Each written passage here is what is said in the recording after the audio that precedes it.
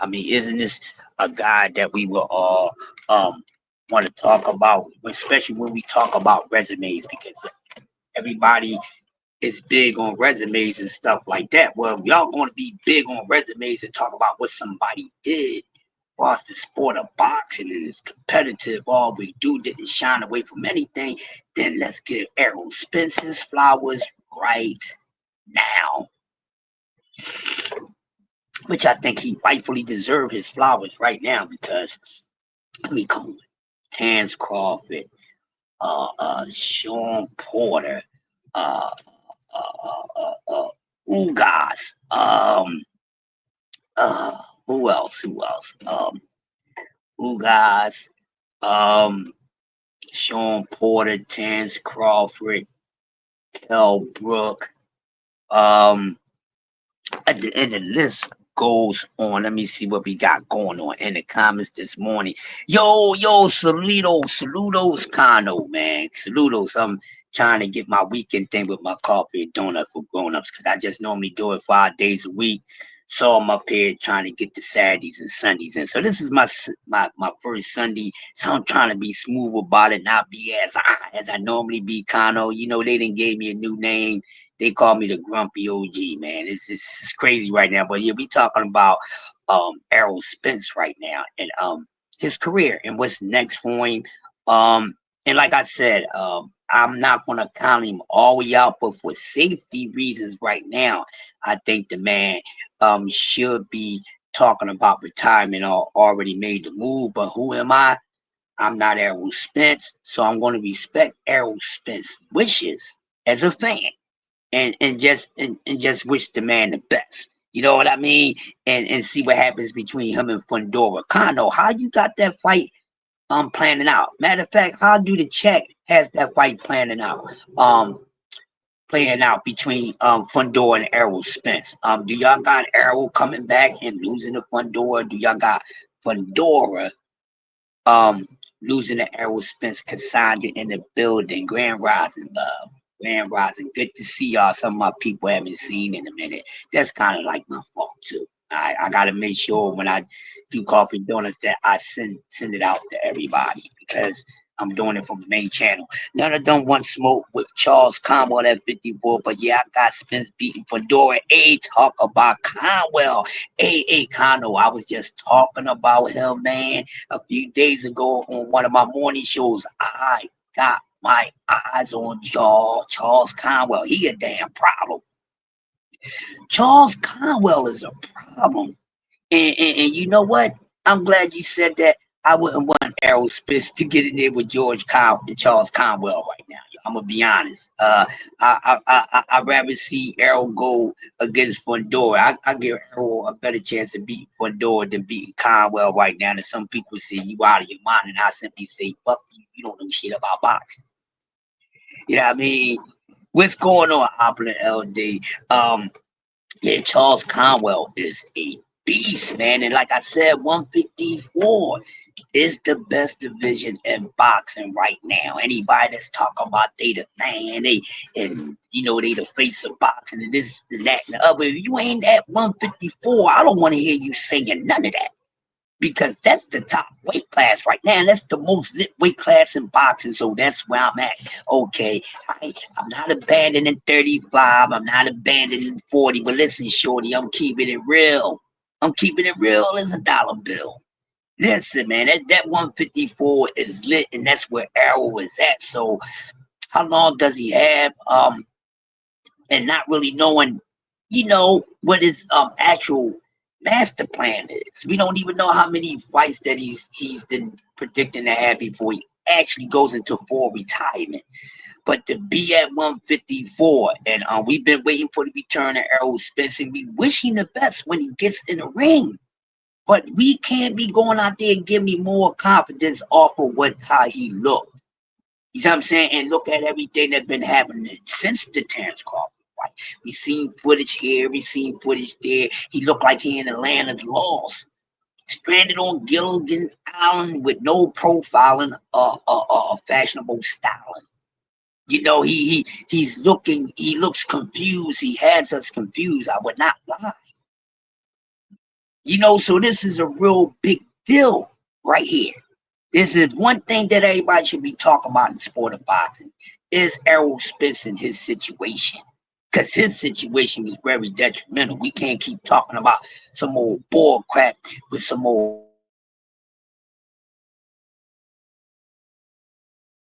something in their body to really destroy the asses, to really take them out. And it ain't that damn deep what Errol Spence went through.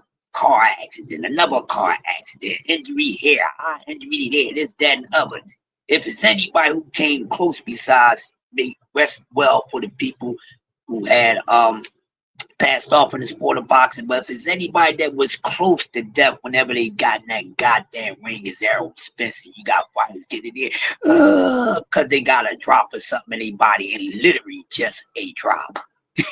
Not even a damn 6 ounce cup full, but a damn drop, and they come on with the nonsense. But I ain't gonna make this about those knuckleheads. I'm just using Errol Spence as a perfect example. But damn, he's a daredevil.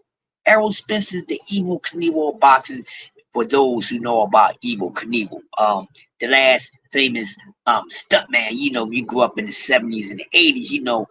Evil Knievel was that dude on a motorcycle, you know what I mean? And doing, jumping through shit and all that, doing those wheelies and flipping and somersaulting in the air on the motorcycle. Yeah, y'all know about Evil Knievel, but Errol Spence is the Evil Knievel of boxing because no matter what state he's in, physically or mentally, this man is always out there daring to be great. So it's nothing but to put respect on Errol Spence's name, regardless of how he looked. He dared to be great. He dared to be great, and even with the fight, you know, he told the brother, man, let the dude put me on my ass. I would have rather got put on my ass. Don't stop it while I'm standing on my feet. And then a lot of times we be saying, man, boy, if it wasn't for that rep, this would have happened. This man was like, listen, man, he ain't had to stop it. I'm a man. I'm gonna take this defeat like I give him out. You see what I'm saying? And he was willing to go out on his shield, on his ass bag. So I'm pretty sure he came with insurance for that. But you gotta give someone like that mentality respect. So of course we only wishing for the best of his return. You know what I mean? So we wishing for the best of his return. So hopefully it does look good. But here's the thing about the fight. Now we know Fundora, he's like the Kareem Abdul-Jabbar of that goddamn division because he's so damn tall. Now with Fundora, long, rangy, lengthy, Fundora, his eyesight is so bad, people, that he has to fight on the inside. When he ever known a guy that's so lengthy like that likes to fight on the inside? Now, if you have to fight on the inside, it gives you no other choices. That's cool. But with Fundora, because his eyesight so bad, he has to fight on the inside because he can see punches that he's throwing, where he's aiming at better, and where punches is coming at him better. But this is a good even match. When y'all talk about eyesight, I'm not being disrespectful. Shout out to Errol Spence's Fundora, but it's an even match when you look at a couple things as far as eyesight, because both Errol Spence eye vision is not as bad as Fundora's, but it's not that much greater. You know what I mean? Because he didn't have a couple eye injuries and things like that. And I do think he does wear prescriptions here and there. He probably don't have to wear them as much as Fundora, but it's a very interesting fight. And then what does this do for Errol Spence? Let me ask y'all. So Errol Spence comes back and he come back looking like the old Errol Spence, at least about 80, 75, let's say 75% of the old Errol Spence before the car accidents might gone in the building. Yes, and that's what bothers me, Apple and LD. It's the ring rust, and that's the reason why I really think, once Errol got to be tired because ring rust don't help nobody. Everybody's not blessed. Hey, Tay Tay in the building. Salute to the queen, all hella queen from New York State and New York City. everybody is not blessed to take as much, so much time off like that, and then able to come back and perform like they never lost a step. It's only a handful of fighters that have done that. And we haven't seen no evidence of that with EJ because it was always something getting in the way. And I think he's going against the grain. I think EJ, he's so much of a damn competitive warrior that he's going against the grain. He's not listening to his body. Because come on, y'all, let's be honest. Everything that Errol Spence went through, we don't want to see him fight no more because he could possibly get in that ring and wind up really getting himself even damaged and more damage than what he took in the car accident. And he took a lot. That was beyond punishment, man. Like that, to get in the ring and for Errol to get in the ring that night with Terrence Crawford and Errol being in the state that he was in, that was not a smart move because he needed to be 100%. He not needed didn't have a complete training camp because of broken ribs and this that. He needed to go in that fight 100% against Terrence Crawford. Terrence Crawford is not one of those guys you go in the ring less than 100%. Nigga, if I feel like I got the flu, hey, we gonna have to post on this fight. I got the flu, man. Just a cold year spread out, nigga. I'm getting in there with him. He might make the flu even worse on my ass. No, I want to be a whole 100%, not 60%. But you get in there in the state that you in, you can't make no excuses, and that's why I respect Errol Spence because he didn't make no excuses. He knew things was going on wrong with him. He knew he did things wrong, but he said, you know what? I'm not gonna make that excuse for my performance. You know what I'm saying? And he didn't. But they said, yo, I had some things going on, but that don't stop the fact that man whooped my ass. He just said I wasn't at my best, and everybody know he wasn't the same Errol Spence. And I'm still a man down all day because he's a hell of a competitor. He's a warrior, which we don't have much in the sport right now. But sometimes we gotta, say this to these warriors, hey, champ, don't overdo it. You know what I mean? Because we don't want these guys to overdo it because sometimes too much heart makes a dummy in the head. I'm going to say that again. Too much courage will sometimes make you a dummy in the brain. You get it? You can't think with your heart. That's what you got a brain for. I mean, and the little brain that's in your heart is for a different reason. The heart has a brain, but that's for different reasons. Okay?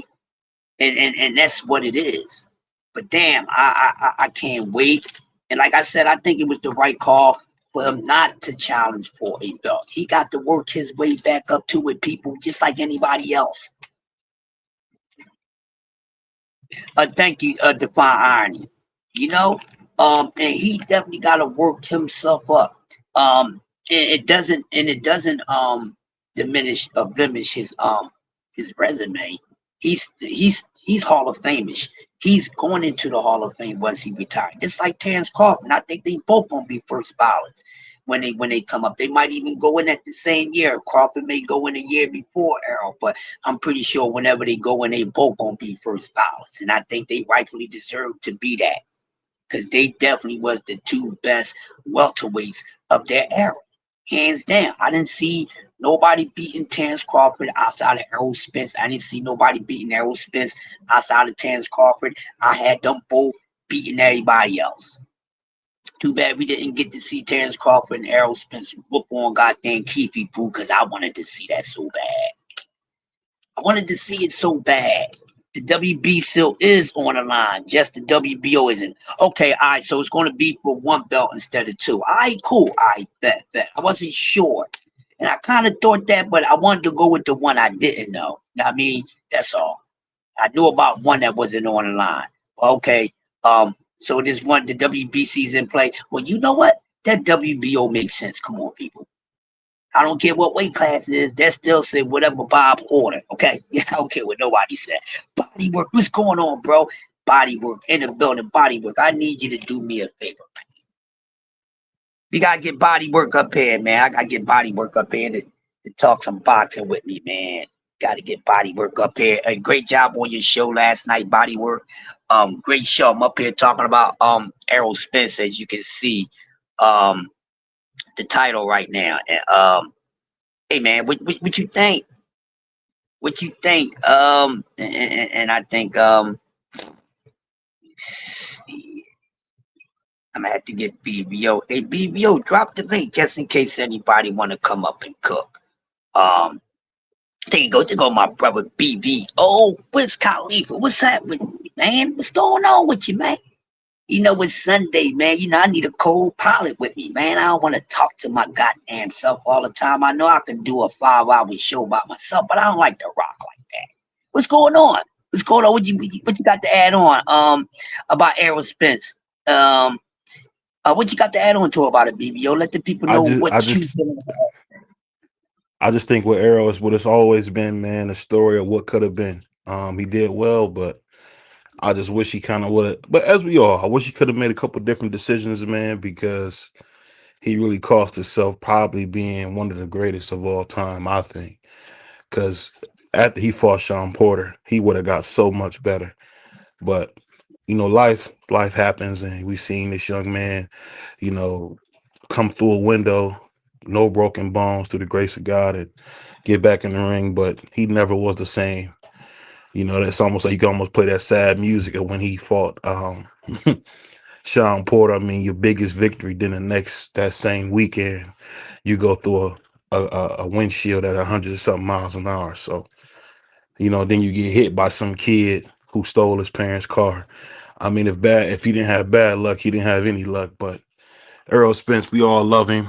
Um, real good dude, man. I'll say you that he seemed like a real good dude.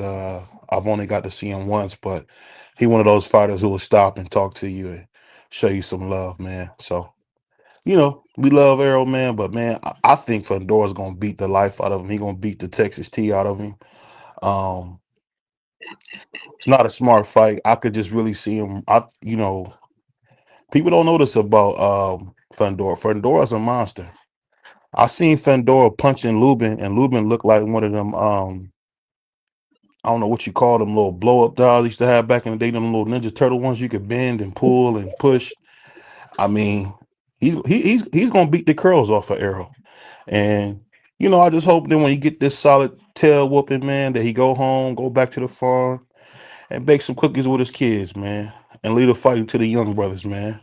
Or as the new guy, the new word is the YNs. Lead a fighting to the young YNs. Let them get some money, man. Go drive your Rolls Royce around your house or something, man. But I give him credit. I give him credit, but he's about to. I mean, he's about to literally get the collard greens beat out of him. I mean, Oh, he has no chance against Fondor. Zero, zero. That's pure violence. Pure violence coming his way.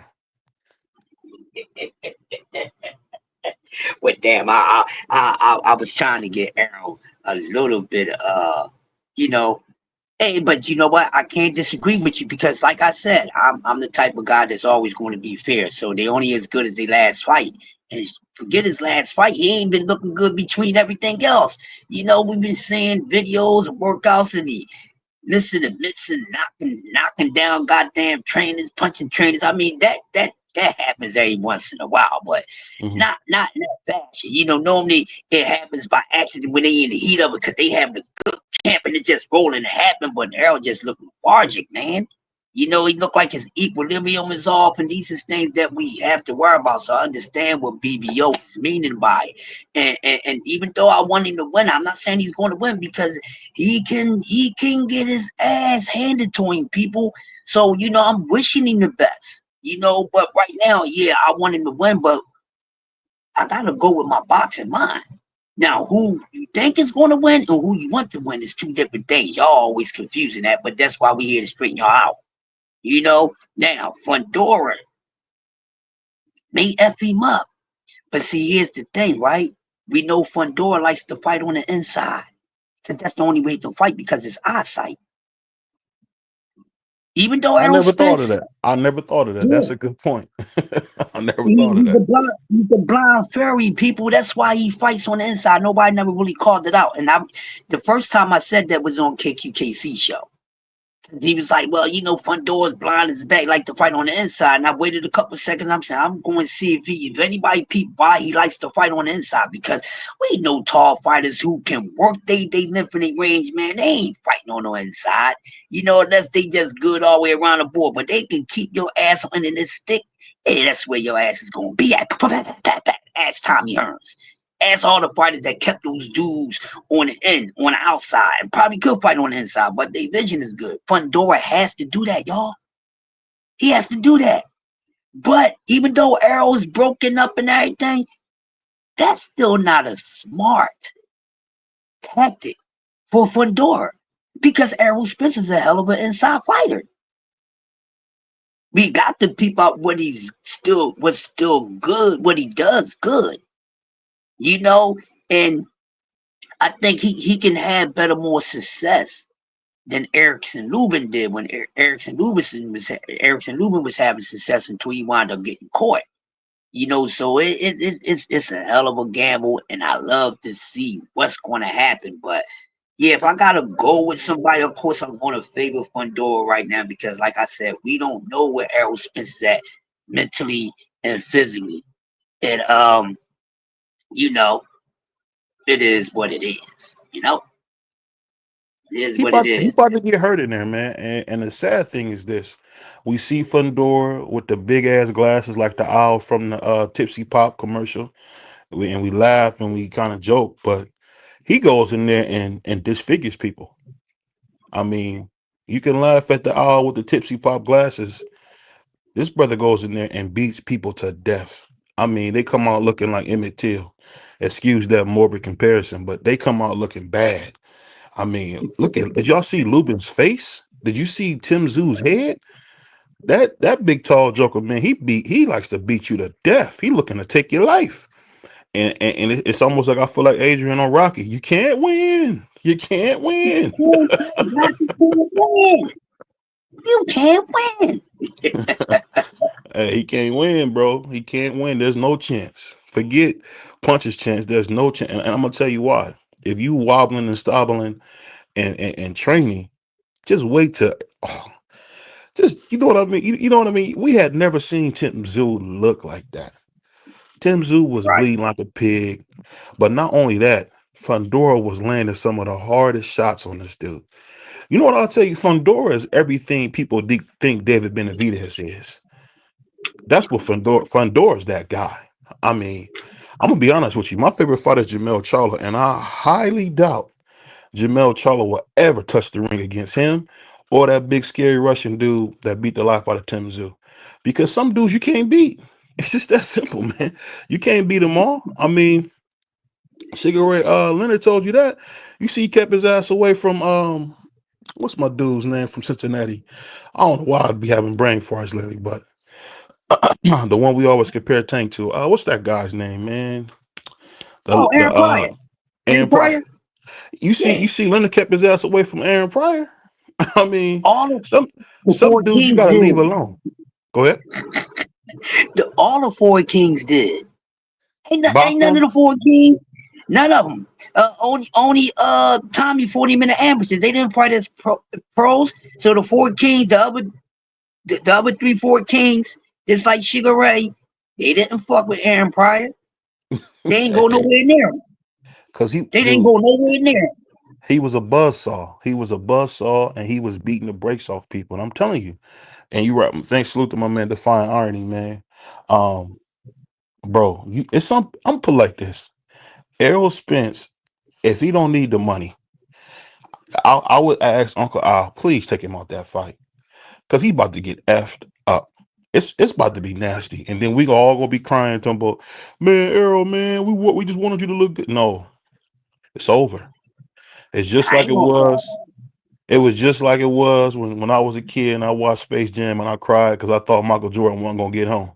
Errol's not gonna make it home. I'm just letting you guys know. It's a bad fight, man. It's a bad fight, man. and knowing Errol, he gonna be like Apollo Creed and say, "Don't you stop this fight." And I'm gonna be screaming like the old bald black dude, "Throw in the towel!" It's over with, man. It's over with, man. Pretty much, pretty much. Go ahead and get Errol. Go ahead and get Errol his Hall of Fame jacket because this big Mexican dude about to put him in the casket, man. Talk about put you in the dirt. He about to be in a big casket with Dallas Cowboys on the front of it. Cause hey, it's over with. You don't mess with people like Fedor. Fedor like to beat people to death, man. Did you see Lubin's face crush? Did you see Lubin's face? Yeah, Come man. on. Yeah, and I like Fundora. Shit, you know what? This is not a fighter at 154. I can say I dislike. I like them all. We know that some is gooder than the others, but it ain't a fighter at 154 right now that I'm like, I want to see him fight. Even the guys that we don't know, that we get to know, that is the best weight class right there. I don't care what nobody say. It's by That's the far, weight class. and keep in mind, Crush. It's not like Terrence Crawford's going to do Apollo Creed and come train Errol. Even if he did, he getting beat to death. Man. It don't matter, man. What my man say? You come on, Stallion. It's not gonna happen, man. Y'all go ahead, get your what y'all like to eat down there in Texas. Get your oxtails, get your macaroni and cheese, your sweet water cornbread, your collard greens. Get your food ready. Go ahead, eat a good meal. Drink you some grape, something grape. Us black people love something grape. So get you some grape. Mhm. And guess what, man? Get ready to watch Errol's last fight because he's about to get buried. He's about to Oh get yeah. buried. It's bad, man. And I'm being nice about it because I love him. He's my brother and I love him, but he got no chance. And Crush, and I'm shocked at my OG Crush, Juicy J, because he being light on him. He know, Crush know. That boy about to get smashed. BBS. I said at the beginning of the show that I'm trying to be smooth on Sundays, but I can't. Y'all be calling for it. Here it comes. And BBO know exactly what to do to say stop bullshitting. Hey, you gotta Listen, tell the y'all. truth, man. Hey, if it Hey, if it was I any of the want guys I like, you gonna tell the truth immediately. Let these people know Errol ain't got a listen. chance, dog. He ain't got a chance. As much as I want him to win, I don't think he's going to. People, and even though he has the advantage on the inside, I think my guy is damaged goods that don't need to be repackaged again. I'm gonna say it again, people. My man is damaged goods that can't be repackaged and put back out on the shelf. That's what it is. It is time for him to hang him up. Just like it's time for Furry can freaking retire. Usyk, both of them can retire. They don't need to do nothing else. They accomplish everything. No need. You ain't got if you ain't going. You ain't got these. It's these young guys' time. You ain't got shit to prove to them unless you still in their way. I want everybody to know that. This is the young guys' time. It still ain't your favorite fighter's time. Get over it. That time is over. And like I said, they keep playing around. They gonna wind up getting there with somebody you shouldn't have been in there with and probably shouldn't have lost to. Y'all gonna listen to me, cause I be knowing shit.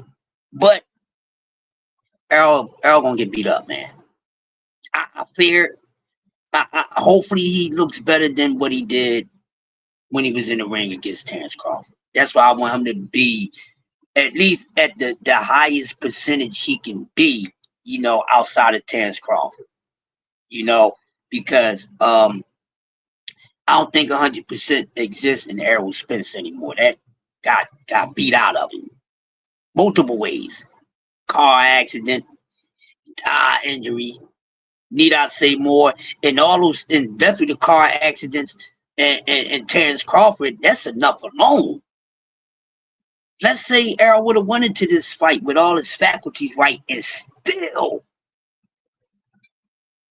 got washed the way that he did by Terrence Crawford. He'd be walking around with what I call the Charmin effect. He'd be walking around with the soft effect. Be walking around with that Haney effect, man. It's hopefully, to be honest with you guys, hey man, get this fight and go and retire after that, bruh. Errol, you a promoter, bro. Start promoting.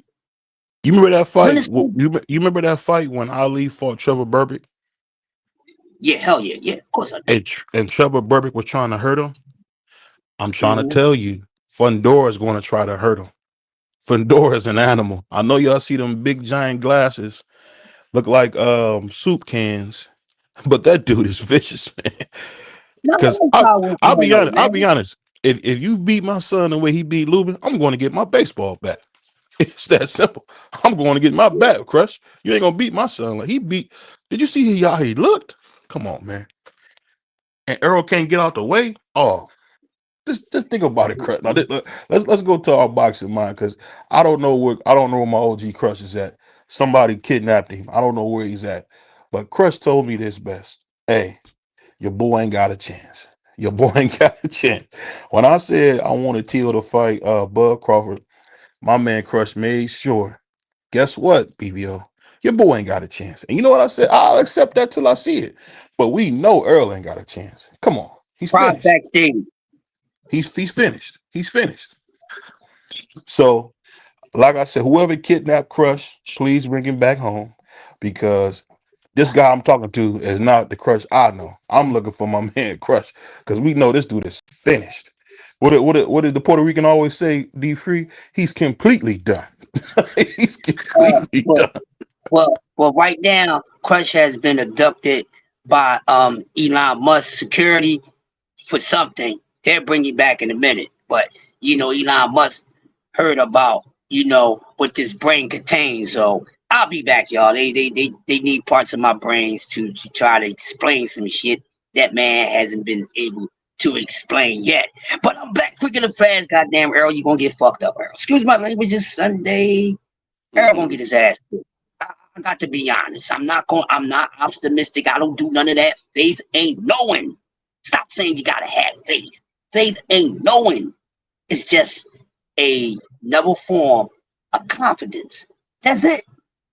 Damn it, Errol. Retire after this fight, bro. Retire, man. All Is you it guys that's have, all you dudes that's half dead, get your asses out the ring. is it true that and shout out and a happy Sunday to y'all brothers. What Uh up, bro? is it true that Earl has been training in Philly with Breadman? Can we confirm that or no? The pictures look Well, I real. could make a phone call right now and find out, Pros, but I would jump on it though. I would Yeah, jump on find it. I out. haven't So heard anything, I've been hearing and I that was he's training in Philly with Breadman. yeah. Now Gilly and Wallow had their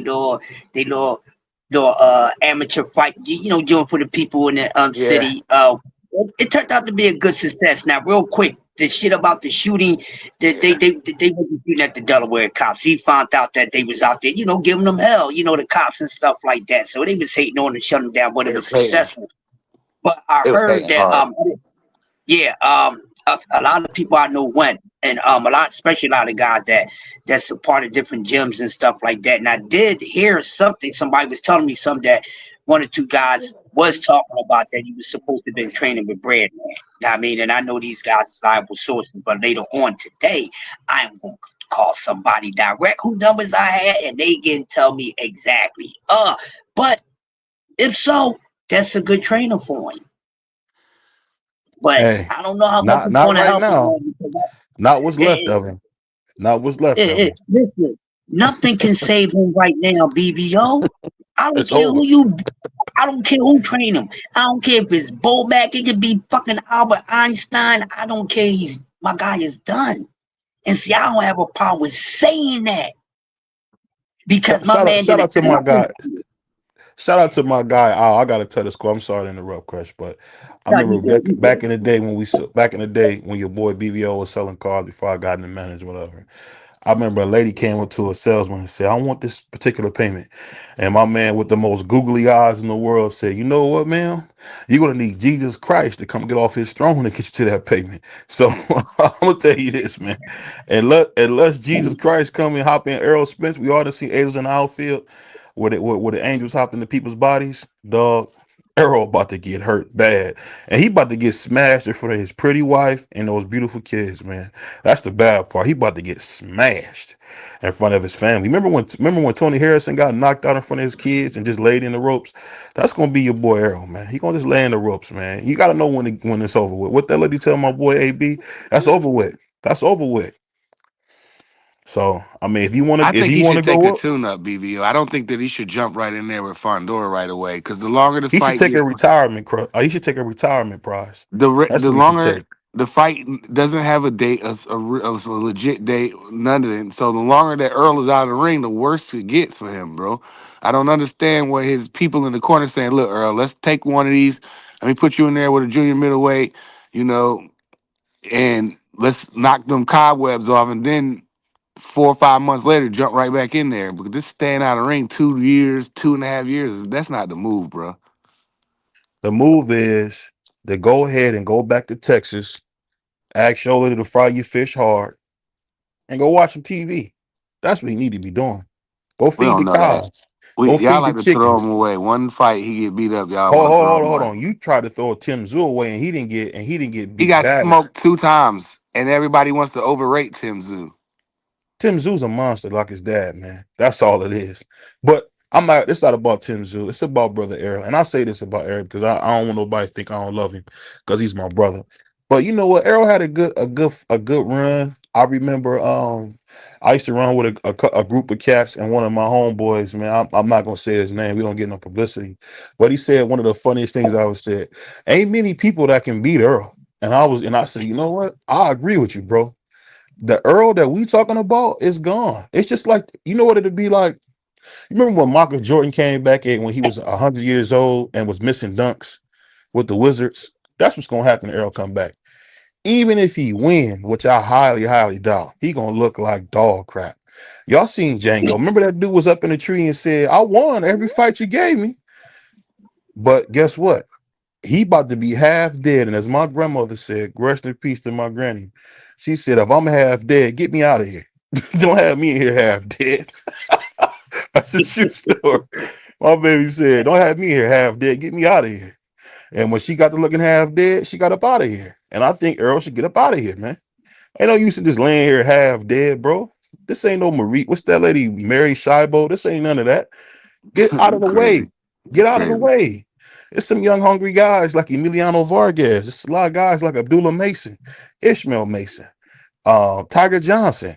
We got some guys that can come take his place, man. Move out the way and let the young guys eat, man. What my man Saquon Barkley say with them sorry egos? Let the young boys eat. Let them eat. Don't worry about these old dogs, man. You know what they do to old dogs? They pop old dogs. Y'all seen what the girl told Martin. They pop old dogs. That's You what they do, bugging. man. So Hey, take Earl. Go hey, ahead. BBO, you know you got some Eagles fans in the chat, and you up there hating on them, talking about they garbage. His team They is just garbage, Crush. I don't even know what this like. What is a Well, you know record? what? Hold on. I'll say this. I did buy me an Eagles towel when they won back in the day with Donovan McNabb, so I could wipe my boots off with it. So I appreciate that Eagles towel to wipe my boots off because it get pretty snowy in Cleveland. So I'm glad I can wipe my boots off with that Eagles towel. But all jokes aside, man, the boy Errol, man, y'all got me sound like Adrian. He can't win. He can't. Hey, and it's so funny because that lets you know how much we love him. The fact that we even having this conversation, we know he can't win. Did we Well, not just see Mike Tyson get beat to death by a dude who oh, took it easy on him? And I'm come gonna tell you on, something don't funny. do that. I had a Why would you conversation. bring that into the That's a I had atmosphere? terrible a co- I had a comparison. conversation with Uncle Stitch. This is true, y'all. I can send you the link. Me and Uncle Stitch were talking, and Uncle Stitch said when Mike came back to that corner in the second round, he was gassed. I'm put like this: Errol ain't fought in Yeah, two he was years, man. gas. He had He that ain't, gas in him. That's why he was gas. he ain't fought in 2 years, man. But he It said seemed more BBO like allowed to that. have his own opinion. No idea why he keep going on and on though. I'll say this, LDTV. I'll go on and on because I'll roast you, man. You sit tight. You sit tight. Because when you was going at my boy AB, I didn't say nothing. You up here asking AB, can you go back to the hood? Hell no, he can't go back to the hood. You up here asking my man, is he going back to the hood, knowing he about to get beat to death? I don't know what you talking about. Hey, You already knew my real boy quick, AB was about to go to bed. What my man LD, he gonna real taunt, quick. he gonna taunt him and say, "Can you go back to the hood, AB, after you get beat to death?" I don't know if he can go back. quick, quick acknowledgement, real quick. Shout out to Grail, Subel, Ashley's corner in the building. We didn't talk about Usyk and Fury just yet, but we gonna get to that. We just trying to get the Errol Spence situation out of the way, and then we'll cook on the fights from last night. So we'll be hitting towards that way. Not too far away from now. But yeah, we will get into that. And I celebrate, But and I I'm gonna say, celebrate Tyson losing. I'm glad he lost. Me too. Because I'm gonna tell you something I usually wouldn't say, but I'm gonna keep it real when we would crush. He cheated Deontay Wilder. I don't care what nobody say. Deontay Wilder never looked like that. He hit him with them floppy ass gloves. He had them floppy gloves on yesterday. Why don't you beat the white boy like you did Deontay Wilder, you punk coward? I'm I was glad. so glad that Usyk I'm whooped him glad to again. see. I'm glad to see him. Even though I picked Fury, I'm glad to see that coward Fury I lose, picked man. Because Fury too, but I'm that glad pissed me that off, Usyk man. whooped He him. beat Crush. He beat my boy Deontay Water all the dirty tricks. But when he fights somebody else, he ain't doing none of them dirty tricks. He putting what is they because called? Egg weights and all this other bull crap in his glove. Man, yeah, F Tyson Fury, man. Yeah, F because him. everybody else in the heavyweight division ain't the fucking Browns bomber. And for all you goddamn freaking haters out there hating on the sport of boxing, because most of y'all do not know what y'all talking about. Talking about, wow, they ain't good, this, that, and the other. For a man to pick up a sport at 19 years old, damn near old enough to legal age to drink, never did anything similar to that off of driving a soda truck, a goddamn soda truck. Then go into a damn sport. And then you got to have some sort of skill to get to the Olympics, you degenerates. Y'all talk too damn much. Listen to yourself. Question yourself before you say something out of your mouth. You gotta have a skill set to get into the damn Olympics. And then it was fighters who had skill sets that was so good that didn't even make it. Shut your damn mouth. That man is special. You'll never get anything like that. A freak again in the sport of boxing. I bet my dollar on it. That man is greatness. Freaky That's Maliki. greatness. Yeah, then you can't. What? Oh, look how he only got that one punch. He only and look how many people he put down. Every man touched the canvas except one man. How many people you made touch the concrete, chumps? Y'all probably touched the concrete before. Y'all gonna get up here and criticize some stuff about some people that you ain't good at. Then they will beat y'all damn asses. Half of y'all don't even know how to fight. Half y'all probably never even slap tap or went body to body. I can tell when you open up your mouths on the panels in the chat, you damn rookies. I'ma start another show called Milk and Cookie for Rookies, and all y'all can bring your asses over there, and I'ma take y'all to school. Hey man, Deontay Wilder, man, nothing but respect for that dude. Hey One of the man, hardest punches shout out to my ever. man, Screenshot Shelton. He said something I'll never forget. He said Deontay Wilder is getting treated like one of them dudes from the 40s and 50s. Like they did Yeah, everything to call Deontay Wilder a nigga, man. I swear, man. yeah, Hey, so yeah, yeah, they yeah. really did everything but call him a nigga, man, because they hated him. I'll never forget. I was hanging out with a friend, right? And Deontay Wilder knocked out Tyson Fury. He was pissed. I said, "You old Uncle Tom clown. You don't want him to win?" No, I think Fury's a better fighter. Man, if I could have drop kicked him in the head, I would have, bro. And you know what? They doing the same thing to Devin Haney, Screenshot bro. Shelton. Stop doing that, man. Stop doing that corny stuff, bro. Stop doing that corny stuff, man. Um, Stop doing that, hating on these black fighters and stuff, bro. Come on, man.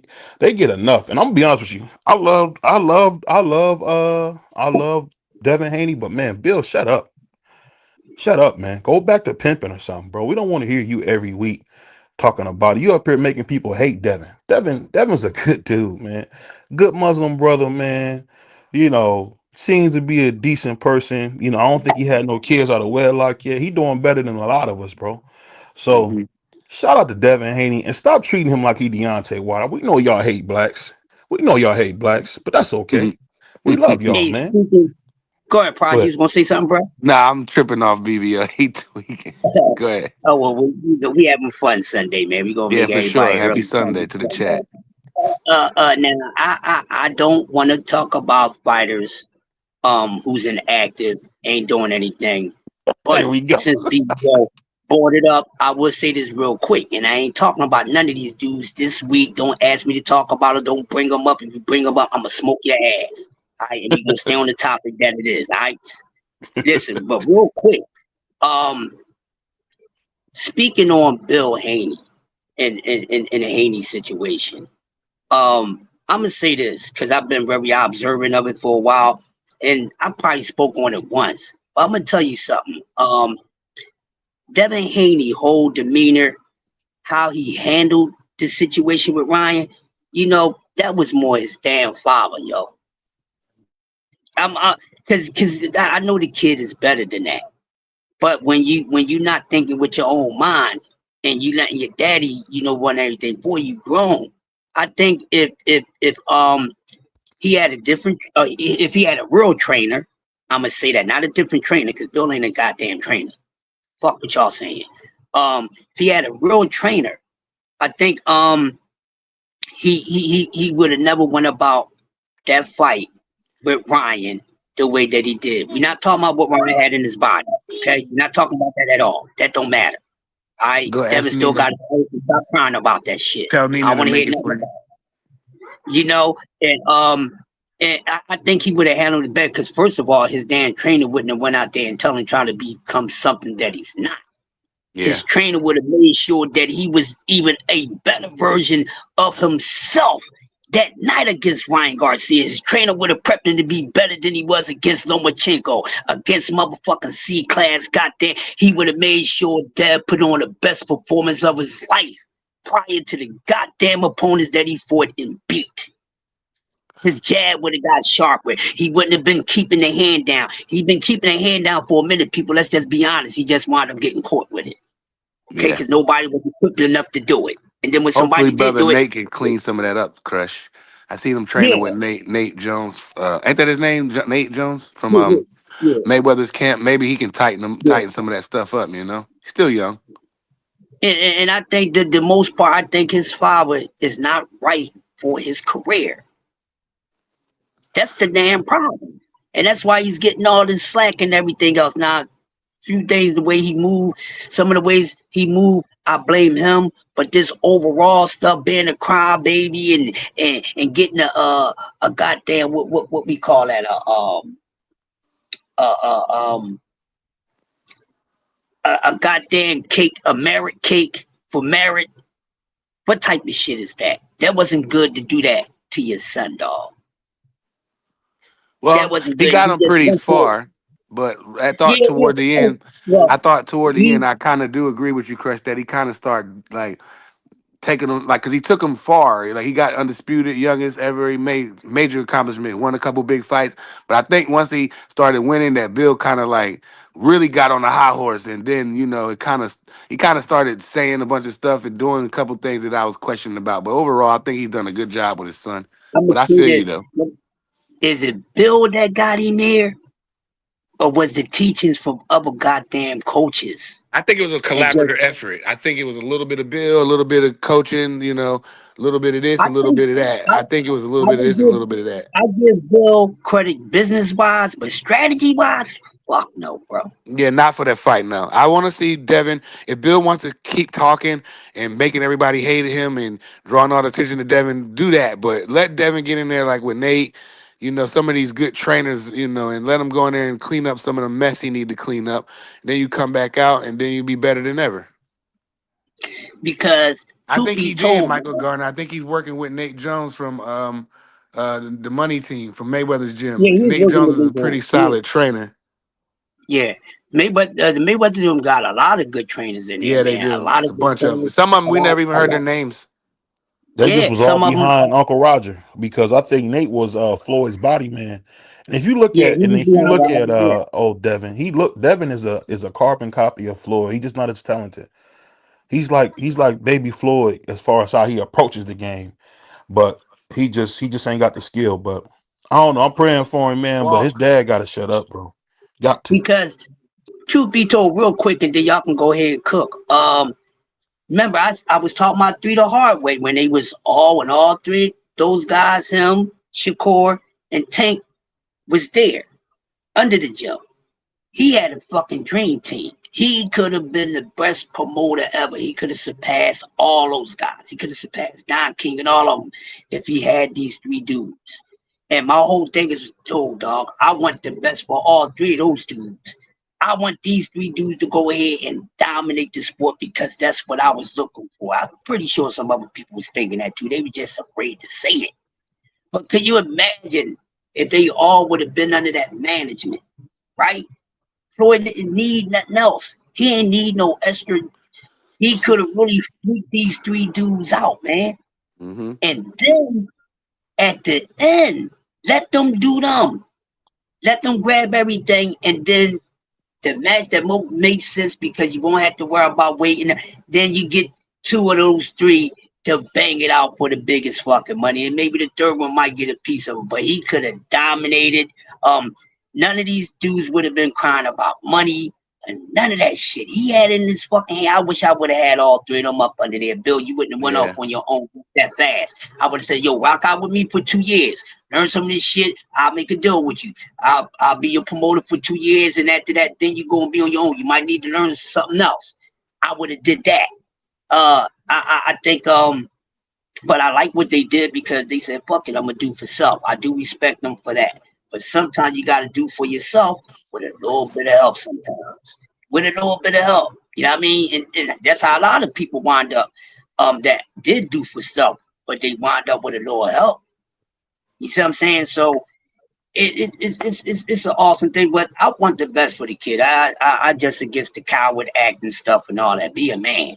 Because if my son's moving like sissies, I'm on their ass. Shit, my daughter's a female. She moved too much like a damn sissy. Now you being too much of a damn female. Come on. That's just me. You know what I mean? But yeah, but getting back, how good was Errol? He was elite. It's not elite anymore. We don't even know we could place him at A, B, or C. No, I'm gonna be damn straight. He's C right now. He then went from elite fighter down to a C level fighter. Crush, you tripping. Well, watch me tripping, don't lose my balance, baby. I know what I'm talking about. Now, when he returns to the ring, we gonna see. Because if anybody else, if when they got into big fights and got beat up real bad and they level went down, hey, that applies to everybody, man. And especially when, you know, you can't say, well, or they're getting knocked down to an A because he got beat by elite fighter. No, he got more than beat by elite fighter. That was a one-sided ass whip. It looked like he wasn't supposed to be in the ring with him. Oh, that drops you down a couple goddamn levels. So he's at scratch, and he's at a very dangerous scratch board because it's like you got a little bully in the house, right? And you know what he does around the house, but you say, I really want to see what my bully is made of. So you know a couple of people that got bullies, and you know they used to that. Say, let me just go scratching him. Let me get him scratched and see where he at. But when you take him to, they used to scratch him. And then you put him in there, you gonna find out if he gained or if he got skill or what after that. And that's where Errol Spence is at. We could talk about what his skill level was. But is his skill level still the same? No, it's not. It's a total absence. So until we see him perform, then we can say, okay, all right, so he didn't go down as far to a C. He might be a B, but right now he's at a C class level because he got stomped out, did not look competitive. He looked like a man who wasn't afraid to take the smoke. And we see a lot of fighters get in there because they come to get that check or whatever. And that's what my man looked like that night. So you ain't as good as your last fight. So he was an elite level fighter. Right now, it's questionable if he's A or B. So I'm gonna put him at a C until I see if he's B or A. I don't think he will get back to the elite level, honestly. Damn, that's deep. Because I kind of feel the same way. But I'm gonna try to be positive and hope that they can figure out a different like solution. I don't think what they're moving, that's him. You got to stop him from him. Sometimes you got to protect fighters from themselves. Not saying that Earl is, can't rumble no more. I'm just saying he need to go get in the ring with somebody that's gonna push him a little bit, but let him knock them cobwebs off. Like, you got to have a high sparring match, a paid sparring match, whatever you want to call it. But I feel like he needs. Oh, I don't do tune-ups. Yeah, not doing that's gonna get you smoked. Getting in there with them big giant boy. That boy is big. That guy's 6'6", man. I mean, can he still? Do you got enough cobwebs knocked off where you can get on the inside? Because you ain't gonna win on the outside, But I want. No did it. I said no did it. I say no did it. No did it.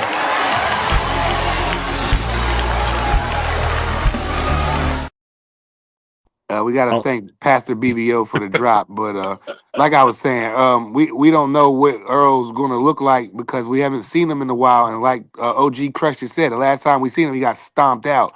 So I want to see him get in there with somebody that's going to push him a little bit, but he can just get the kinks out and then jump in there with Fundora. You don't even have a date yet, and I'm glad that WBO ain't sanctioning the fight. I want to see him knock the kinks out first, bro. Y'all don't think he need to take call it what it is, a tune-up. You don't think he needs to take a Yeah, tune-up fight and then come back and try to fight that man to see where you at, bro? Because you might go in there and get beat worse than Crawford. yeah. I said that earlier, probably before you popped up, that I don't think because I wasn't sure I didn't know that he was trying to fight for both of those belts. But I know Yes, baby. WBO is not sanctioning, but he's going to fight Fundora for the WBC. But here's the thing: Errol Spence do not deserve to have all his time off and then come back and fight for a belt. And the reason why he doesn't because he's been very inactive. Now, if you active, regardless if you active, that's something different. But I think don't get it twisted. Just like anybody else stock dropped, his stock dropped too. Let's talk about that.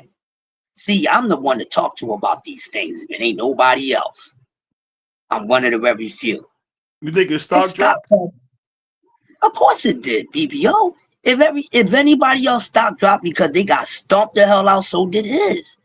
Just like his level, we got to put him at a C level. He's back at the beginning because we know we expecting him to look.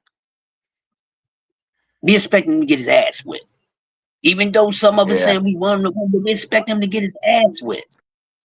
You see what I'm saying? So we I'm not gonna do that. I'm not gonna do that. I'm gonna talk about this sport and represent speaking on the sport the correct way. And that's to be straight up and down all the way around the board, no matter who it is. And see, that's what I do best. And it's the truth, man. So we can't say that. That's why the title is how good was Errol Spence, not how good is Errol Spence, because we don't know how good is Errol Spence. Not no more. We don't know. We have to see. Yeah, we don't know now. That's why the title is past participle, because Yeah. the past Errol Spence. We don't know. And the evidence to show us what the near future Errol Spence is looking like is going to be somewhat, like I said, at a C damn level. He Yeah, looked that's good on unfortunate. film. He looked good, okay. Everybody looked good. Most guys look good when they get themselves back in shape and stuff like that. I get it, some look trash, but most of these guys look good, but they still gotta perform. Everybody got a plan and worked on a plan until they get punched in the face. Mike Tyson. We don't know if Errol got any punch resistance left. Shit, we talking about Furries and Wilder's punch resistance. We gotta talk about Earl's. Yes, he's tough, but man, men, we all breakable in some sort of way. We all are, you know, and that's the big question: is his resistance? Period. Nothing else. Nothing else, because Yeah. he got punked on by a puncher Yeah. with perfect punch placement and relentless. Man did not miss a goddamn. I don't even know if Terrence Crawford missed any more than 6 punches each goddamn round. And I It was think that had so. something to do with I think that had something to do with Earl sitting out the ring so long. Everybody grinded Terrence Crawford up when he went and took that Abbott sneezing fight. He knew what he was doing. He set Earl up, bro. He said, I'm gonna take me a fight. That man been sitting out the ring all this long. Yeah, all right. Huh. Let me go get me a fight in. And that's what he did. I don't care if he made $10 million or whatever, which else. I don't care about that.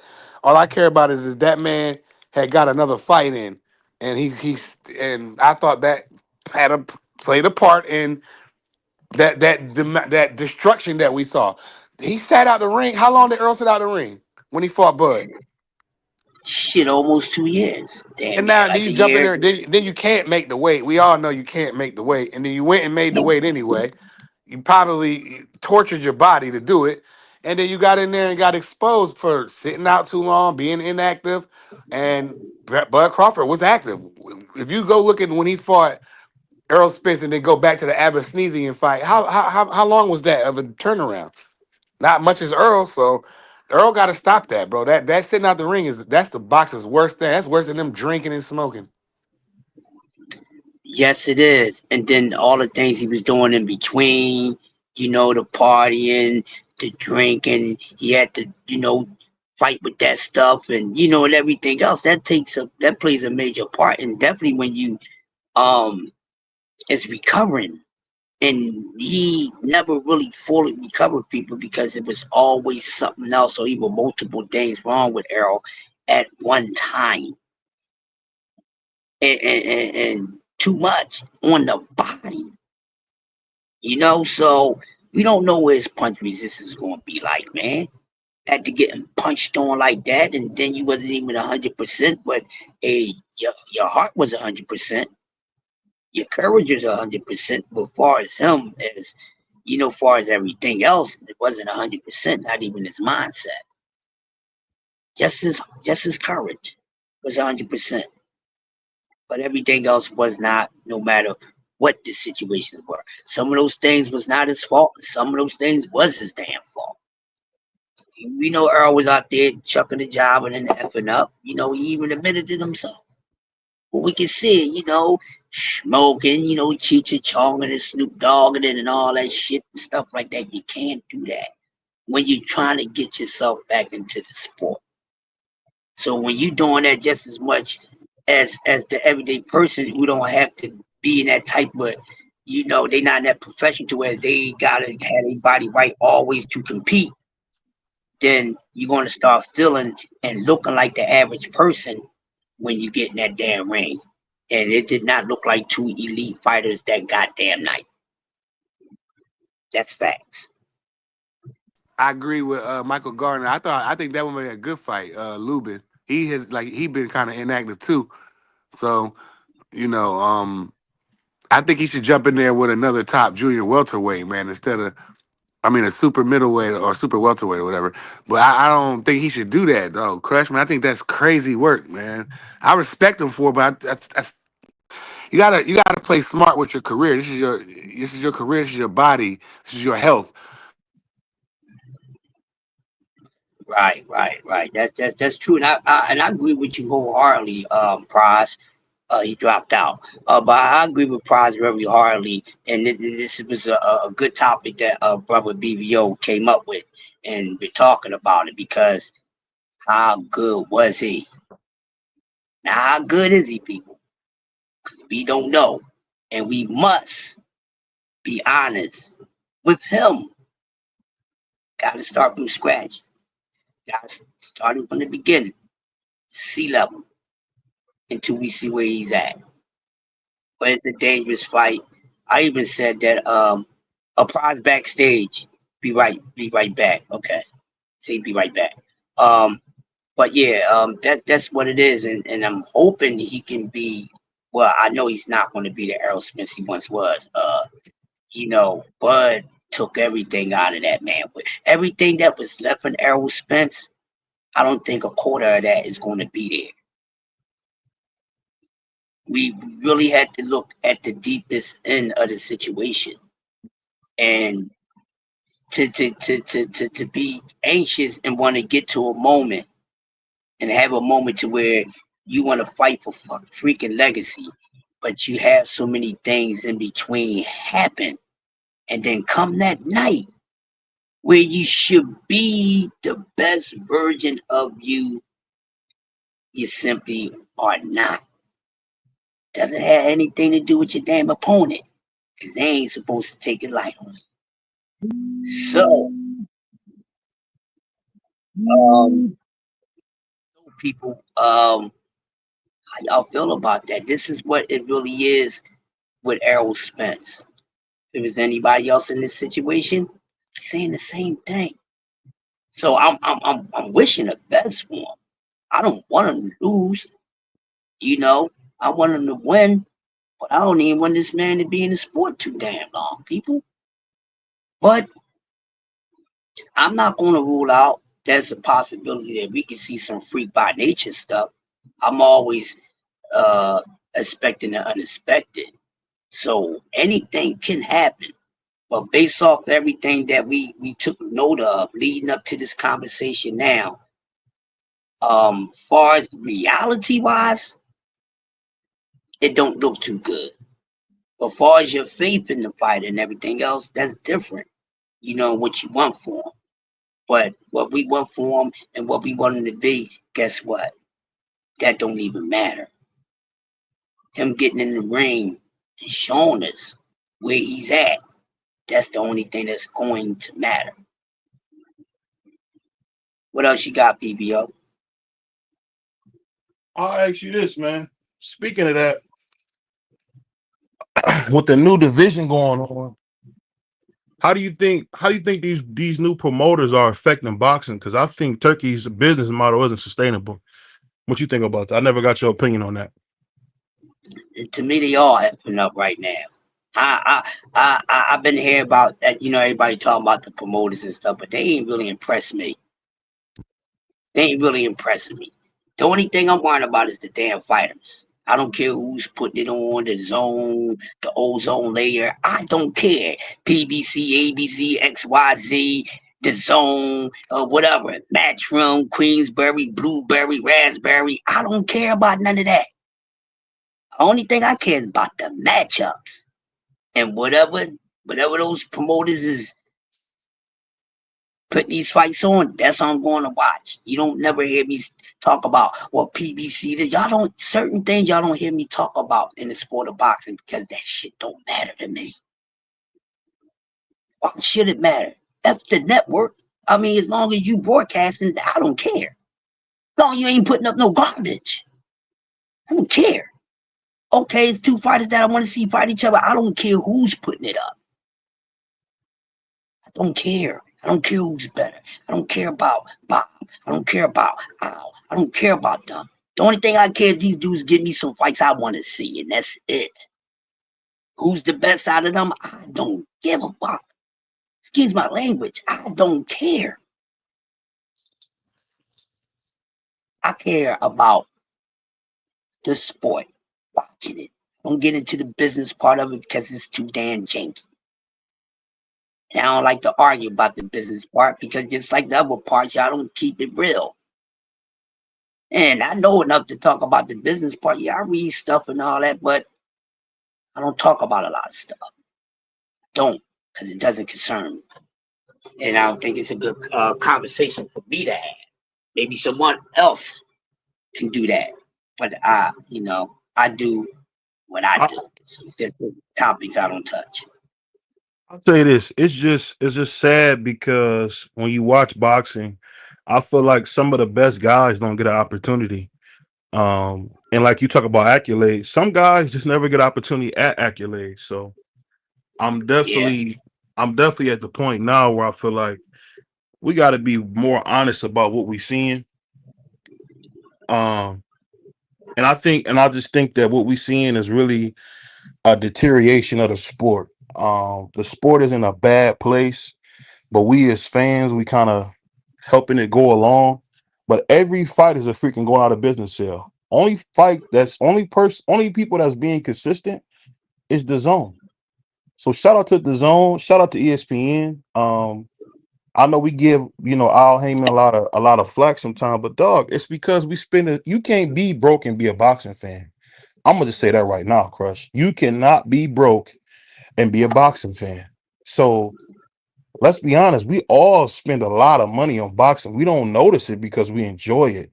But if you go out to your regular sports bar, you don't hear much boxing talk. You hear football, everything but everything. And when you talk about boxing, what's their favorite thing to say? Oh, I like Mike Tyson. Or you can be somebody older. Oh, I used to love Muhammad Ali. Muhammad Ali. So it's just like the whole deterioration of my favorite sport really kind of makes me sad a little bit, to be honest with you, Crush. So I'm just hoping, like my man Mike Garner just said it best. I hope that going forward they can work together, because only person getting screwed is the fans, and it's just like masturbation, man. Masturbation is the same as what is it? What is that? Dang, I don't know what's going on with me. I'm up here, so I'm feeling like Floyd Mayweather Senior right now. I can't remember nothing, but I'll just say that, man. We gotta really hold these guys to the fire because we want to see some good fights. We got people like Boots Ennis turning down Tiafimo fights. You got Devin Haney turning down Tiafimo fights, and we had a guy who was Devin Haney supporter, and he was about to blow a gasket because Devin Haney didn't want to fight Tio for less money. What's that got to do with you, dog? I want to see the fights. I don't care who make what. We not getting a dime. So that's just my whole thing about it, Crush. Yeah, yeah, yeah, yeah. I was going back looking at some of the things he was saying in the chat. Oh well, Zach B, we made you depressed this morning, bro. It wasn't intentionally, bro, but these are the subjects we come up with, and we talk about them. We try to talk about things that everybody else is not talking about. Even if we're talking about the same fighter, we try to bring a different topic because it's more than one topic about these fighters. So we just try to bring something different, facts, um, edutainment and entertainment all in one. So that this is what we do, and we damn good at it. No matter if you like it or not, it doesn't matter, baby. Shout out to RayConGlobal.com. Y'all make sure y'all go to the website and check them out. I need to go check them out. I'm gonna treat myself to something. But yeah, so we gotta see. In all honesty, man, we gotta wait and see. Just like the other few fighters. I just want Deb to go in the cut and keep his business off the internet. If he's in the lab, I don't have nobody leaking no damn videos. That stay in that goddamn lab. And when y'all ready to come out, you come out and show me what you got. But I gotta put you in the same place as Errol, but you're not as bad. You nothing bad like Errol. Um, but we got to see what you guys are working with because y'all took punishment. You see what I'm saying? Leave the other ish out of it. That's not what I'm talking about. Taking an ass whipping is taking an ass whipping, and that's the reason why y'all keep bringing that nonsense up, but y'all don't need to. So stop talking about that situation because the man still got his okay. So if he still got his wild cry about it, y'all getting on my nerves with that. Stop. But I understand why they can't stop BBO because the reality is that the boy still got his ass beat. But still, he still didn't lose his own. But it hurts y'all so bad. But get over it. Be on the next chapter for this man. You see what I'm saying? You truly a fan of him. Leave that situation alone. I'm trying to tell you, Devin Haney fans, something. All right. Leave that situation alone and move on to the next thing about him. Leave that Ryan ish alone. And I don't care if y'all hate Ryan. Stop talking about him. Why y'all somebody y'all hate? It don't make sense. I hope y'all learning something this morning. What's that Not song? y'all, Why are but you so obsessed with me? They sound like they're obsessed with Ryan. yeah, if you hate a fighter so much, you're not gonna talk about it. That's gonna make me think you got an obsession of admiration. Yeah, and you playing reverse psychology. You ain't saying nothing slick to oh you still. I'm from the old school, baby. What's up, Shelton? So how good was it? What did y'all come up with? What was y'all's answers? How good was to do? Man, I, I would Shel. But So Shelton, this we want you to do. So the Okay. title is how good was Errol Spence? So that's what we've been building on it, and of course it's been a great build. So that's what we talking about. So we want you to take the floor right now, and you All right. let us know how good Errol Spence was, and then once you done doing that part of how good what he was, then you could talk about where he is now. All right, you got it. So the floor is yours, Sheldon. Go ahead, cook. Well, Errol was a good fighter. I mean, he looked great. World beating. He was a monster against the guys that put him in there with. But if you really look at it, Errol was a big what's the word I'm looking for? He was a beneficiary of some great matchmaking. Because over and over again, if you look at Errol's career, they put him in with the same guy. The guy that's gonna stand right there in front of him. So he ain't gotta move much. It's not gonna give him too much resistance.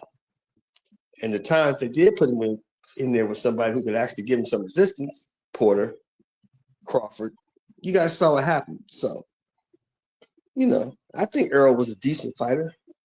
He was good, for what he was good for. But elite top level, Hall of Fame type guy, no.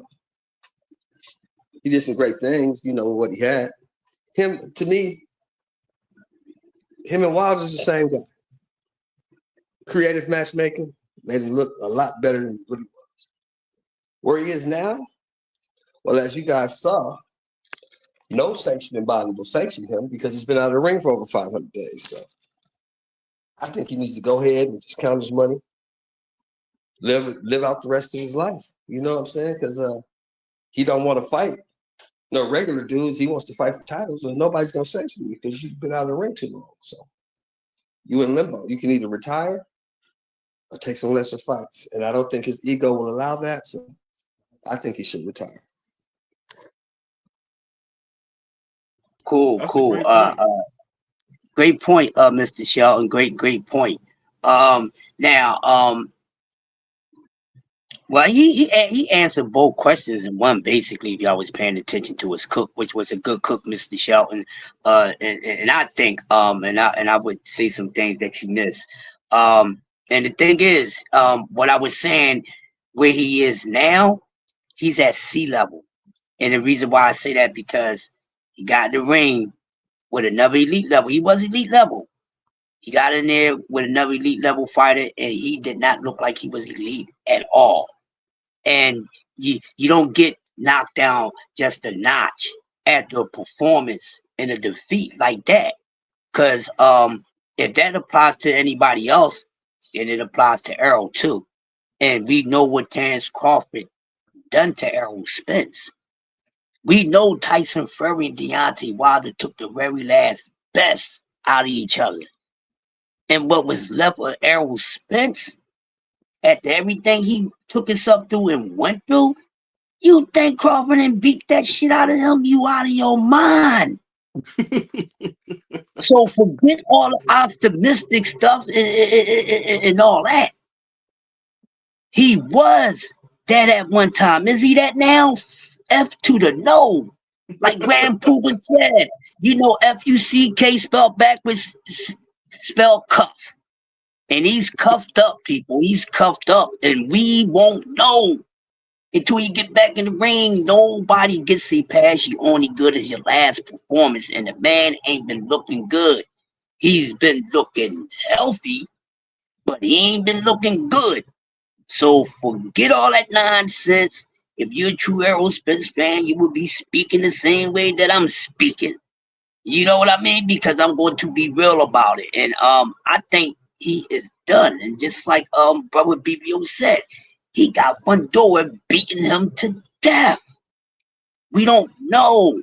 He should have came back in. I think Lubin would have been a perfect first fight back into the ring. But to go up against the blind Fury, who likes to fight on the inside because he has to, and people he freaking good at it too. long arm dude is good at fighting on the inside, man. To give him that, because where his eye vision is weak in one point in distance is better closer. So just imagine if his eyes wasn't bad, he'd be able to keep a lot of guys out there and out there in the range. But Fundora is a guy who has to fight on the inside because it's better for his eyesight, and he's good at it. I must say, I'm not going to deny that. So I don't know. Y'all seen what Bud was doing to Errol on the inside. We know that's one of that's where Errol was really good at on the inside. And Bud, forget all of it, the middle range and long range. He did him all over the jump. But we talk about on the inside because at one point there wasn't no more distance because he stayed on top of his ass like a bee's on honey. God damn. So people, we must be honest, and for the sport of boxing, for the rookie heirs who's trying to, become a part of the other sport, we have to let these people know these things the right way, in the logical way, and that's what it is on Errol Spence. So the verdict is out. He's inconclusive until he gets back into the ring. What he was, he ain't now. Get over it. Hey, brother, show. Let me ask you this, Grandpa. Let me ask you this. Would you say he's as good as Iran Barkley? At one time, you could have put him there, but the problem for me with Errol is always this. They want to rank him next to these guys like the Currys and the Leonards and the Barkleys. You can't bring him next to those guys, the Hearns, because he didn't fight the level of competition those guys fought. That is true. He never fought those type of guys. He never fought. The only time he fought anybody who was giving any resistance was motherfucking Sean Terrence Crawford and Terrence Crawford. That was it. Yep. That was it. Yeah. It's funny. That makes sense too, because when he in those fights, those are fights that he struggled the most in. And what about Kell Brook? I thought Kell Brook was kicking his ass. No, Kell Brook was a good fight. Kell Brook was we can't take that away now. Kell Brook, that was a tough fight. That was a good fight. It was a great performance. That was a great performance. Kell Brook was a piece of work. Kell Brook was a monster, and he beat Kell Brook. So you got to give him that. Yeah, Kell Brook was nice, man. He was nice, and then he fell off. Kell Brook was nice. He really was nice. A lot of guys ducked him at 147. Keith Thurman. A lot of people ducked him at 147. Keith Thurman, Danny Garcia. But see, hold on, Crush. Now, looking back, being a Monday morning quarterback, hindsight is 2020, right? Mm-hmm. Did Keith Thurman duck him, or did they keep him away from Keith Thurman? Because what can Keith Thurman do better than most guys he fought? Jab. He can move. Keith Thurman's a mover. And his foot movement. Yep. It's jab and his foot movement. And then want to put Errol in there with people who could move. Because they put him in there with Sean Porter who could move. They saw what happened. Like, oh no, we can't do this here. So, oh no. You know what? That was a great point. But you know what? I'm going to say it's a combination of both. What I said and what you said, because I do agree with you too. And I think what I said is agreed. I think it's a combination of both, man. Yeah. I think it's a combination of both. But if we have to give one a little more, I will go with they kept him away. And popularity doesn't win fights. I'll tell you that. That's one thing I learned. Everybody loved Errol, but man, Terrence, I'm gonna be honest, Terrence took it easy on him. People don't realize Terrence took it easy on him. You gotta see the thing with Terrence was this, and Crush was saying this, me and Crush was saying this way before this.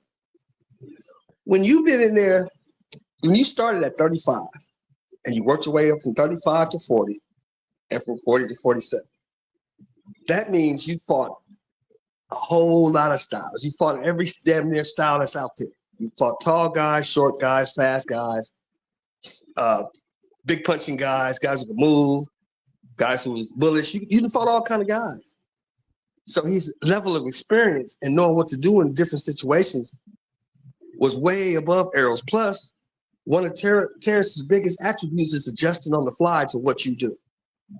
He can make adjustments. And that's what I was For every telling people boxing before the match, fight. You're telling me Errol can make all these adjustments. How can Errol make all these adjustments when he's never had to make one?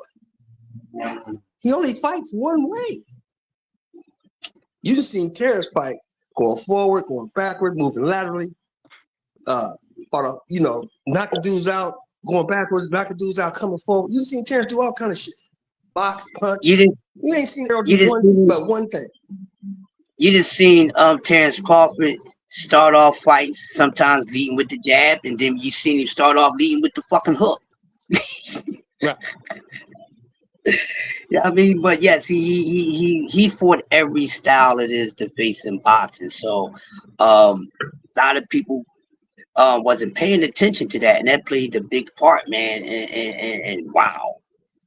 I even think, like I said, honestly, even if Earl was 100%, man, I think Terrence would have still whooped on his ass. That was different.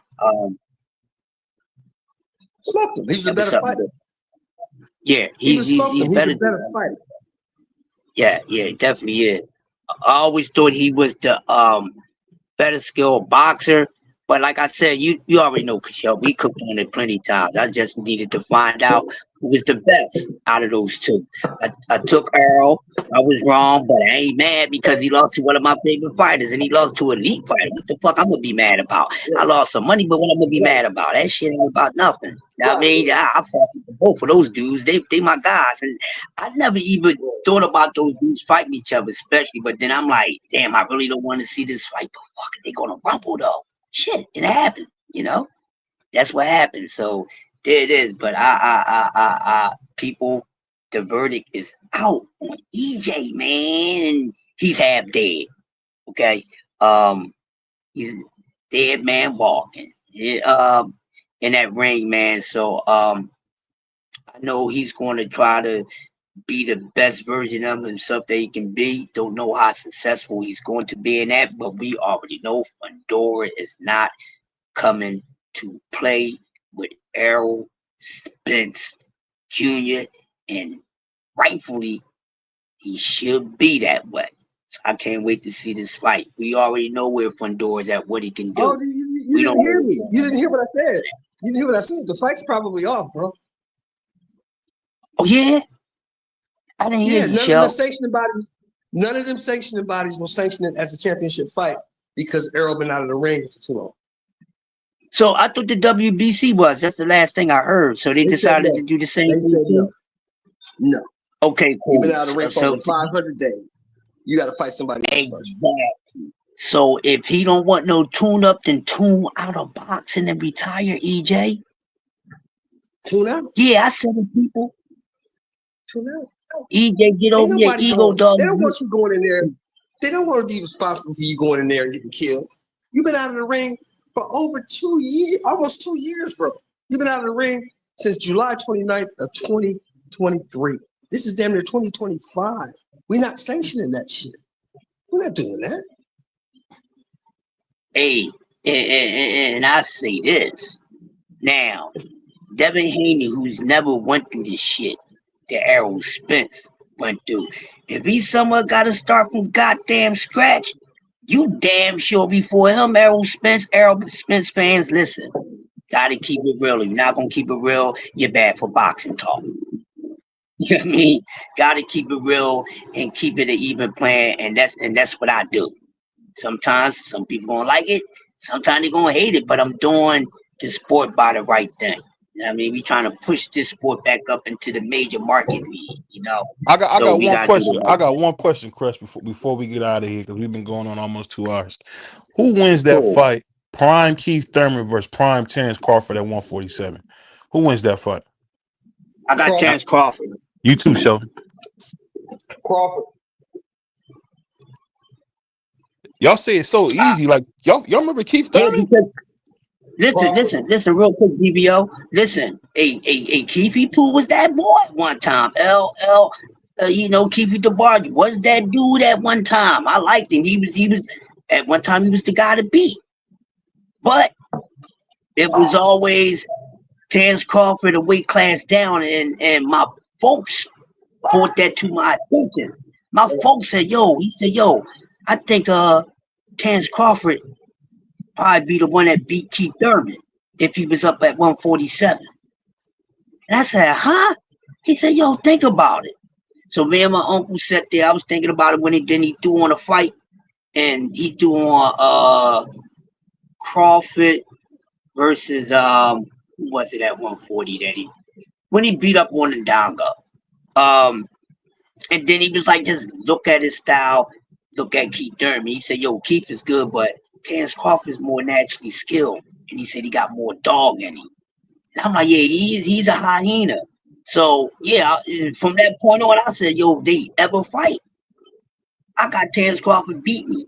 And this was before, this is around the time right before Keith got into the fights with Sean Porter and Danny Garcia, which boxing, I give you 2 fingers up because both of those fights were supposed to be rematches. The hell, y'all messed up a couple of trilogies for real, and then gonna try to, man, don't get me started. We're about to get out of here. I got some more cook all week long. Oh yeah.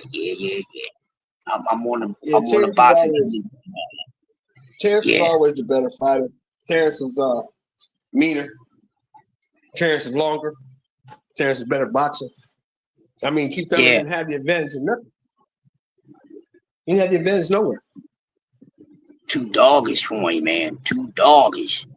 And he got a nice ass beard. Oh, y'all saying it because of them? Are you saying because of the long arms with Terrence, or? Yes, the reach, and the attitude, and the demeanor, and the IQ.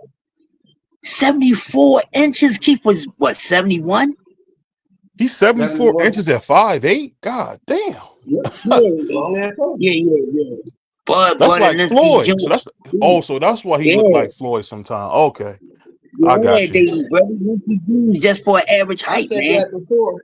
I'm finna get out of here, but I said that before. At 135, I don't think anybody beats Floyd. But at 147, I think Terrence Crawford knocks Floyd out. I don't know.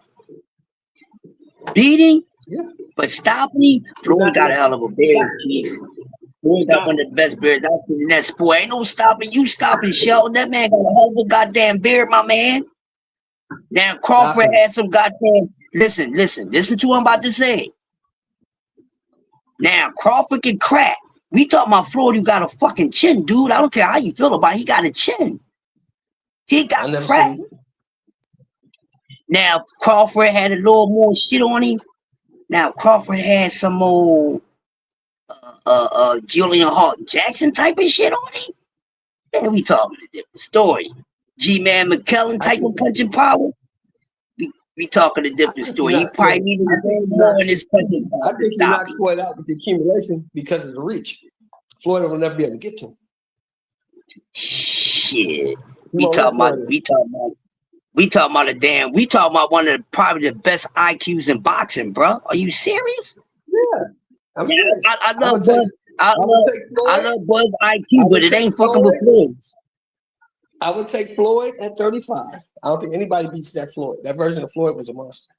I would take Floyd at 35, but at 147, I would take Crawford. Okay, so maybe because he was injured, he was super injured at I could see 47.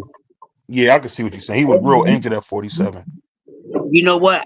I see what you're saying, Shelton. The pretty boy version, ain't nobody beating me. I get what you're saying. But I got him beating him, but I don't got him stopping him at 47. But I get Bud beating him, though. I get Bud beating him up.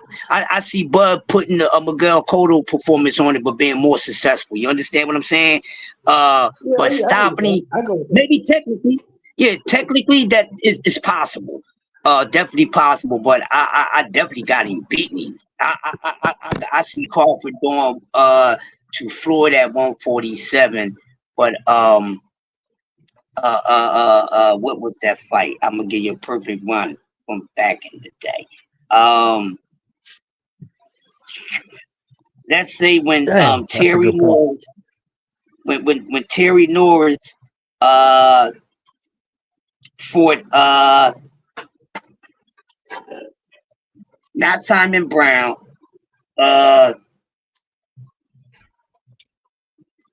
when he fought Marlon Starling.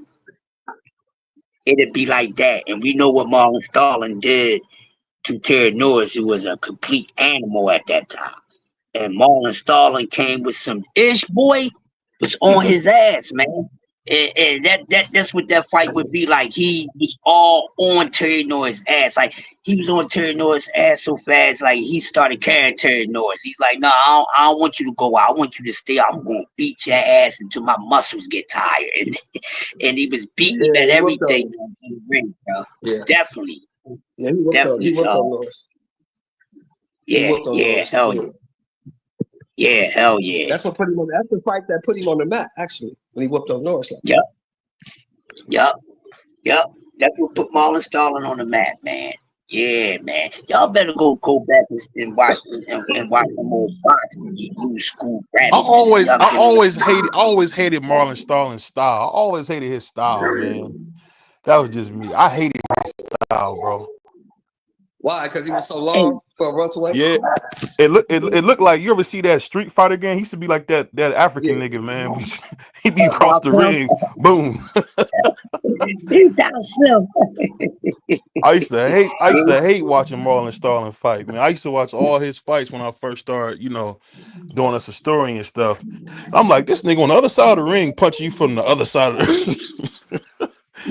Yeah, Marlon was a You bad know who boy. was the best? You know who was the best out of all of them? Though, if he would have been on cocaine so tough, was fucking Donald Curry. Donald Curry was a bad boy. I Donald was Curry about to Oh, was a say bad yeah. boy. Donald Curry, man.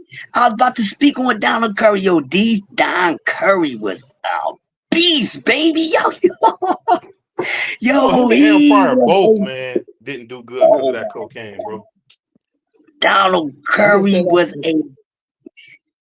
a geometric problem, dog. He's big He like was a Shigure. He's 5'10", had 73-inch reach. He was just a big, tall, long welterweight. and a bunch of Hard to deal lights with. out. And he could box. And he had Yeah. power in that right hand. But he let that pipe too Oh much. yeah. Yep. Well, Donald Curry was nice, man. I used to love seeing Donald Curry. I remember when him and Beast Mugambi got that shit, and oh goodness, man. Yeah, boy, He gave Donald Mugabe Curry. hell there for a minute. Yeah, exactly. Donald Curry was a damn problem, man. We almost at the 2 hour mark, so we're get right out of here at the 2 hour mark. Get these Yeah, hours up, we man. rocking. We rocking, man. And salute to the All co-host, right, my fellas, man, but Mr. look, Shelton, I'm coming through. finna take these motherfucking wolves outside so they can do their thing, man. But it's always good talking to y'all. Yeah, we talk And to you soon, Shelton, man. Talk Have to a you good soon, holiday Grandpa. weekend. Merry man, Christmas, Fury man. need to go ahead and thank you, brother. And Fury need to go ahead and just hang it up, man. It's a wrap for you. Either fight AJ or Yeah. hang it up. We need to hang it up. Yeah. He I was definitely need glad to to see him retire. lose, man. Even though I picked him, I was glad to see him lose. Yeah, because I ain't Well, want no trilogy, man. it's just that there's nothing left for you to do. You've done everything. There's nothing left for you to do. You can't beat the guy. We've established that. So just go and fight AJ, take your bag, and walk off. That's it. All right, fellas.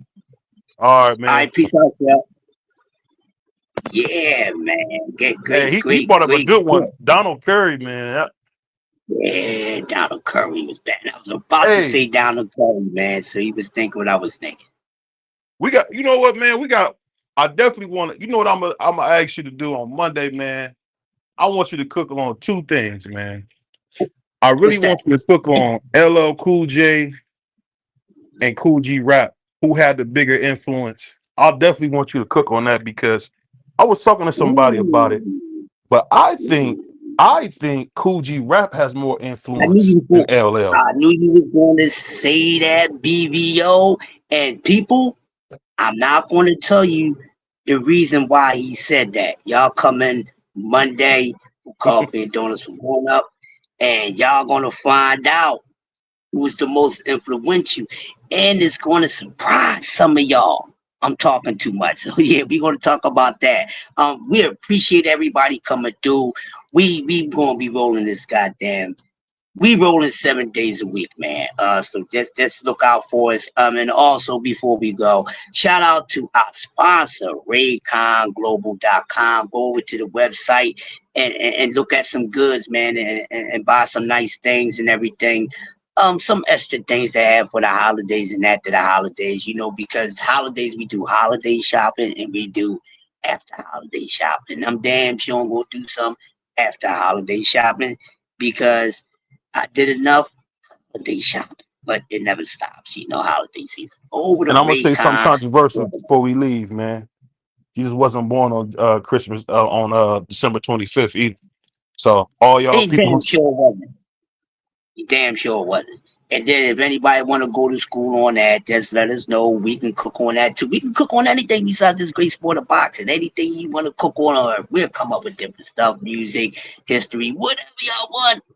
We are very post-fest in all topics of life, and you can always depend on us for a great cook. We appreciate everyone coming through this Sunday morning. I'm gonna get up one out the way. It's football Sunday. Some people still doing some holiday stuff, decorating, going out, this, that, and that. But y'all enjoy y'all Sunday, man. If I don't talk to y'all throughout the day, I definitely, hopefully, to see y'all between 6 and 6:30 a.m. Monday morning for another great wake-up alarm show with the Coffee and Donuts crew, myself, BBO, Dre, D-Free, and Prize. And we really appreciate you guys rocking out with us every time. And also, congratulations and happy belated birthday to C. Wood, because he happy won the birthday. raffle and it was actually his birthday too. I spoke to him last night. So salute to everybody that played the part, and a salute to the JBT giving back to the community. That's what we need. Y'all here praising all these daggone celebrities and they don't give y'all nothing. And with that being said, we are out. We'll see y'all later. Ladies and gentlemen, hailing from Cleveland, Ohio, I give you BVO. Oh, we boxing? Yeah, we boxing. I need that belt like it ain't no other option. So we punching and weaving and blocking. Defeat ain't an option. Let them know. Shoot a video, put it on BVO. Let them know. Every time I punch, it's a heavy blow. BVO, bound to hit like bricks cause it was set in stone. Let them know. I ain't getting body, but I'ma hit this flow. Yeah, way more than a show. This is BVO.